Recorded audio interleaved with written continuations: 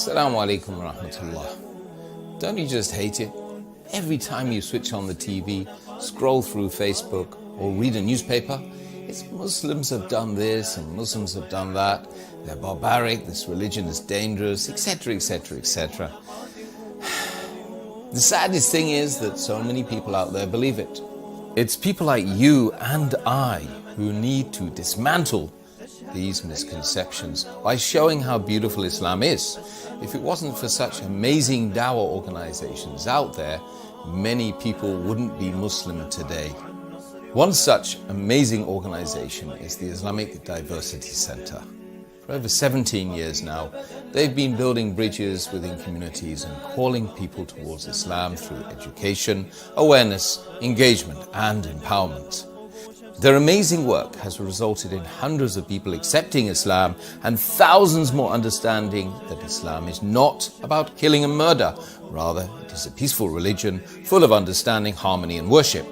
In order to continue guiding the masses, they urgently need to raise £50,000. That's just 500 people donating £100 each.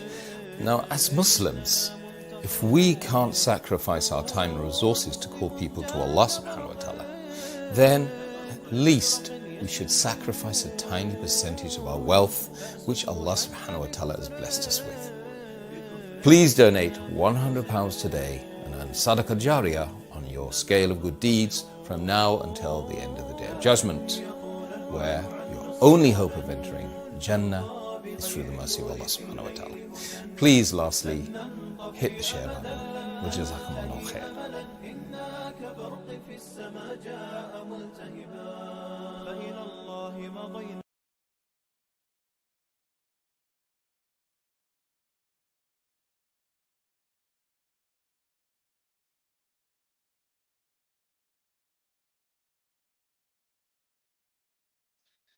Assalamu alaikum wa rahmatullahi wa barakatuh. You are listening to Newcastle Fast FM, and this is the Hype Youth Show. And today we are going to be talking about temptations. Today I'm joined by three guests. Introduce yourself. Ismail. And tell us something about yourself. I'm 12. Okay. Next. Hello, I am Yazan and I am 14 years old and I came from Syria. Assalamu alaikum, I am Umar. I'm from Jordan and I'm 14. Okay. And I'm your host, Is-haaq Said. I'm 17 years old and I'm running this show, and these are my co-hosts just joined.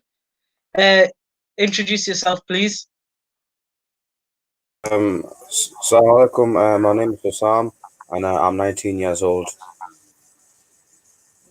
Okay, so we are currently in our 5th week, I believe, of our 8-week course. And last week we were talking about peer pressure. Does anyone have anything they remember or anything they'd like to say about peer pressure, just for anyone who didn't attend last week's show? Yeah, so peer pressure, it's doing something that you won't normally do because there's people around you. Good answer. Anything else? What else what advice would you give someone who who's experiencing peer pressure? Well, I think the biggest advice is to have faith in Allah and try to get away from the people around you that are pressuring you. Good, getting out of the situation and having faith in Allah. So this week we're talking about temptations, which can come from peer pressure as well. So we're gonna start off by I'm gonna ask you a question. Do any of you know a prophet which has been tempted into doing something that they didn't want to do originally?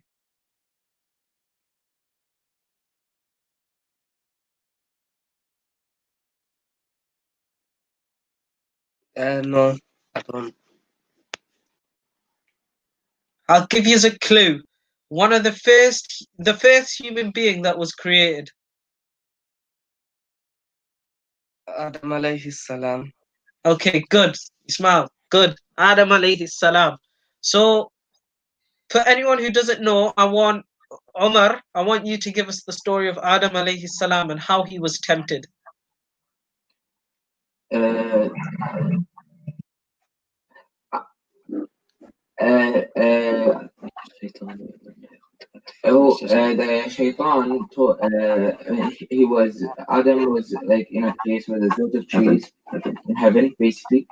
And there was this one tree that he wasn't allowed to get from, and the shaitan kept tempting. I don't know how to spell the word tempting him, and at one point he ate from the apple, and Allah sent him to the earth. Yeah, good answer. So Adam alayhi salam and his wife Hawa, they used to live in Jannah, in paradise, and they were told that they could have anything they want in Jannah, anything at all, except to eat from this one tree, because the tree bear fruits, and he was told that he's not allowed to have the fruit of that tree.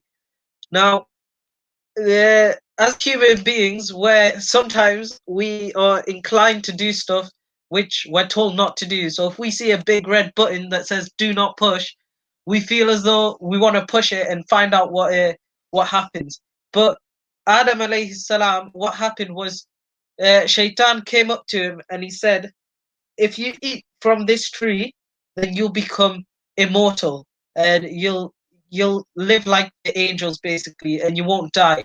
So Adam and his wife Hawa, they both became tempted by this, and they ate from the tree, and that's how they ended up with going against Allah's commands, and Allah, as a consequence, He sent them to the earth, and which is where we now live.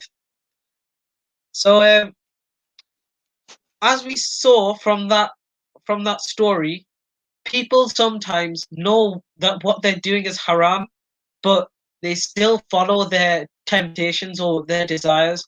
So why do you guys think people do that? Why do people follow their desires even though they know that what they're doing may be haram? They want to fit in. Isn't like some people might want to fit in the crowd just because other people are doing it. They want to join in. They don't want to be the odd one out. So they're tempted by other people's actions and they want to join in with the crew. Also, because they feel like they could get away with it. Can you repeat that again? I didn't hear it. Also, because they feel like they could get away with it. Yeah, so they might not have that firm belief that Allah is watching them, and that they might slip and just start doing some bad deeds. Anyone else? It might make them feel better, so I'm not stressed. Okay, so yeah, that's a good answer. The Why I think people follow their desires even though they know that what they're doing is haram is because Allah says in the Quran that the love for desires have been beautified for us. So what this means is that when we see something that we want or we like, it becomes beautiful for us, and we want it even more, if that makes sense. So that's why people may follow their desires even though they know it is haram. But it's also important to remember that even if we do slip up and even if we do something that's haram, that Allah is the most forgiving. And if we look at the story of Adam again, Adam alayhi salam, once he committed the sin, he asked for forgiveness, and eventually Allah did forgive him for eating from the tree. It's also important to remember that everyone gets tempted to do things. So it's not only you who's being tempted. it's not only you who has desires. Everyone makes mistakes because we're humans. So if everyone makes mistakes, then you shouldn't feel bad that you've made a mistake. You shouldn't feel as though I've made a mistake, I can never be forgiven, because everyone's gonna go through the same process. So in our generation, in our era, in our like society, modern day society, do you guys think it's more prevalent to be tempted to do something than in the past? Yes, I think it would be way easier to be tempted to do something than in the past, Why do you think because that is? now that like the technology has developed, there's much more stuff, and our faith has decreased a lot more than the past, so it would be easier. Okay, so our faith may not be as strong as some of the people of the past, like the Sahabas. That's a good answer. And technology as well, which can play a big part in our lives, especially the youth. Anyone else?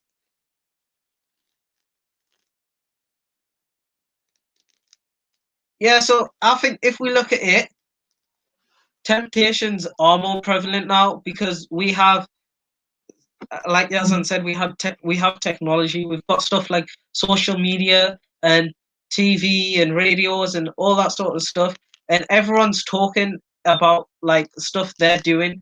And when we hear stuff like that, we might become like influenced by what they're saying, and we might become tempted in doing some of the similar stuff that they're doing. So,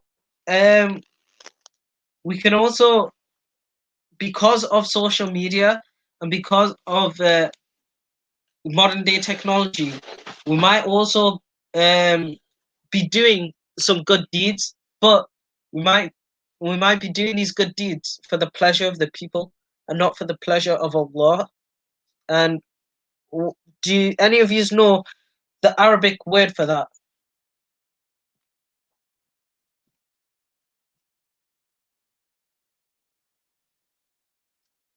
The Arabic word for showing off. No.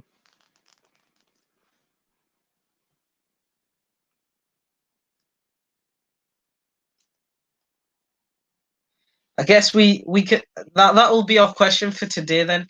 So the viewers and the people who are watching online, comment down and answer that, please. Uh, what is the Arabic word for showing off or trying to earn the pleasure of the people? Um, well, in sorry, peer pressure also is linked to temptation, and we talked last week about peer pressure.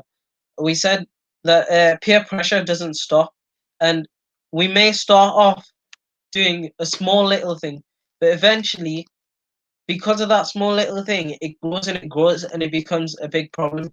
So, can anyone give me an example of some of like a chain that could happen due to one thing?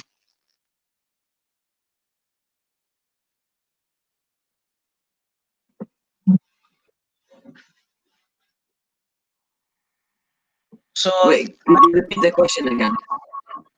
so like a lot of the times when people commit sins, it starts off with something small and it gradually gets bigger and bigger and bigger and bigger.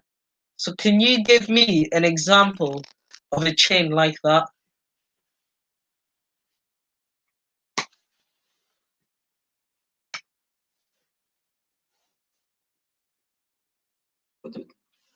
Wait, so would this work? So if somebody like once offered you a cigarette and then you may be addicted to it gradually, and over time you would like become so addicted you would start smoking a pack of cigarette a day. Would that be one or no? Yeah, that could be one. Would I've also, got here e-cigarettes. So someone might start off doing e-cigarettes, and then after times, after a while, he's gonna start doing shisha, which is also haram. Okay. And then after a while again, he starts doing normal cigarettes. And then after a while again, he starts smoking marijuana. So that shows like you might start off doing one little thing, and a lot of the times people start off, maybe they start off doing e-cigarette, and then they'll say, "Oh, I'd never do shisha, me. I'd never do shisha." But then slowly, because you've been exposed to that sin, it seems like it's not as bad as when you first started. So, um, have you got any examples of things that you might be tempted to do?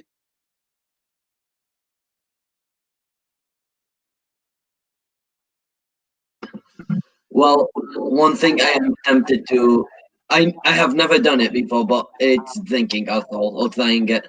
I always want to try it, but I never did it. That's Okay.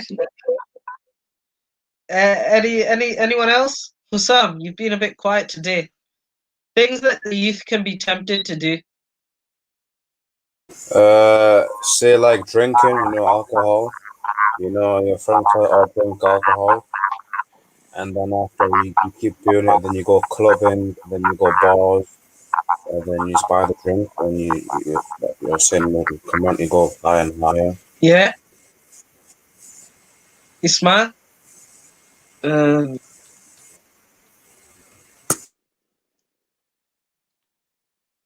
Swearing. A lot of people at school too swear. So Okay. Well, I've got a couple of stuff. You might be tempted to smoke.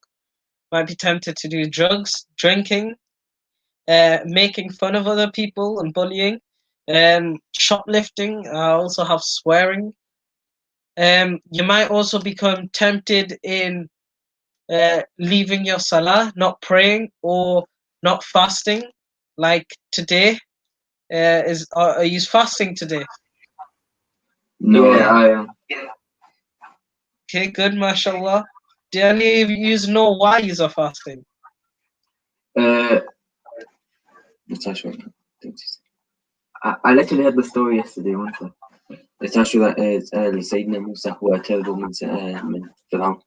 Oh, when he was trying to get away from Pharaoh with the people that believed in God as well, and God opened Allah opened the sea, split the sea, and they went through it. And then when Pharaoh came, they closed it, and yeah, that's what I heard about it. Also, I heard that I think I don't know what religion it is, but people fast like I think uh, It's only one thing. there was like other people that believe in the same thing and they fast a different day. That's why we fast this day. Okay. Ismail, you gonna say? the day of Ashura, I think it's called. Yeah. One of the Sahabas asked the Prophet, "What's the best day to fast after Ramadan?" And the Prophet said, "The day of Ashura." Yeah, that's good. That's a good hadith. Yeah. So there was another hadith which was saying that I forgot there was, I think it was the Prophet, and he found that the Jews, the Christians were fasting on this day, and they were claiming it was to do with Musa, like you said, Omar. And so the Prophet said, "Well, we love Musa more than them, so we should fast as well." So that's why we started fasting. And Ismail, you gave a good hadith when a Sahaba asked the Prophet which days are the best in fasting, uh, apart from the days of Ramadan. The Prophet replied, "The days of Ashura." So another thing, another reason that we could be tempted to do stuff is because of our friends or the people we're around. So, well, what advice would you give to someone who has bad friends or friends who aren't as good, what advice would you give to that person? They should try and stay away from them and make friends that are good or Muslims, because then if the Muslims, then they're not likely to be doing most of the haram stuff that other people are doing. Yeah, good answer. I would also say that try to leave like a friend slowly, so like slowly up to the point where like you like just say hello to each other, like you don't become like strong friends, and try to leave like each friend by themselves, so that you don't feel like you're leaving like a group of people. Yeah, good answer. So sometimes it's best to slowly move away from them rather than just stopping completely, because that can be You, quite hard. yeah, you could also try to guide them by telling them that it's a wrong thing to do and try to put a good impression on them about Islam. Yeah, that's a good answer. Try and guide them and help them. They might have weak iman. So if you help them, then you'll get reward for that as well. And you'll build up on each other. That's why it's good to have good friends, because if you have a friend that's good, he's gonna help you be better in your religion, better in your Islam. So, but if you have bad friends, the most of the time he's gonna encourage you to do stuff which are forbidden or which are haram.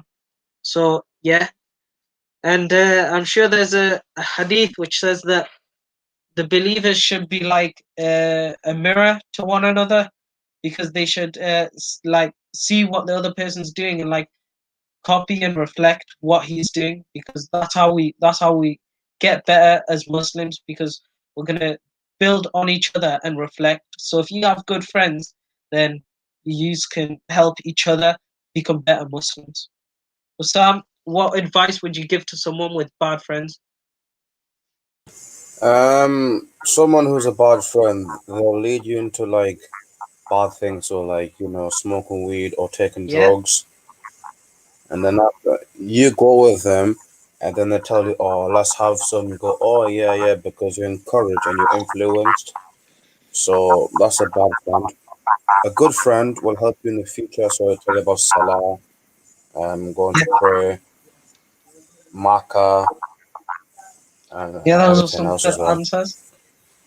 It's also important to remember that Allah is always watching us. So um, even if we are with people who aren't good people, bad friends, then if we remember that Allah is watching us, then it'll be easier to tell them no. It'll be easier to tell them that I don't want to get involved with this sort of stuff because it's not right as a Muslim. So if we always constantly remind ourselves that Allah is watching, and if we always keep renewing our intentions, then it'll be easier for us to tell people no. So a lot of these, when we were talking about the examples of things, why do you think Islam says they are haram? Because they're not good for you, and you'll get punished in both in this both in this world and in the hereafter. Okay, so Islam says that the stuff that is haram because they're not good for you, which is a good answer, because Islam only encourages the good stuff, and so Allah, as we've said, He's the most loving. So if He loves you, He's not going to tell you to do something that's harmful to you. He's going to tell you to do stuff which is beneficial for you, stuff that's productive for you, because we want to be as productive as possible. So that was this week's show where we were talking about temptations. And inshallah, next week we'll be back again. And Everyone, say Assalamu alaikum. Assalamu alaikum wa rahmatullahi wa barakatuh. Walaikum salam. Salam. Assalamu alaikum.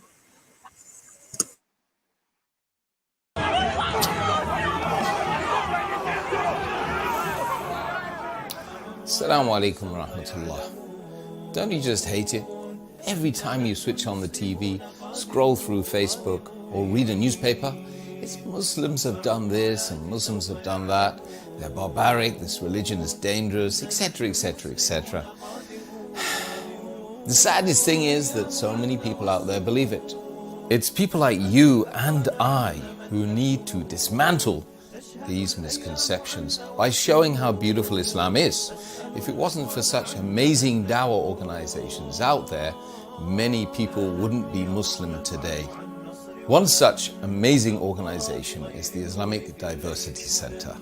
For over 17 years now, they've been building bridges within communities and calling people towards Islam through education, awareness, engagement, and empowerment. Their amazing work has resulted in hundreds of people accepting Islam and thousands more understanding that Islam is not about killing and murder. Rather, it is a peaceful religion full of understanding, harmony, and worship.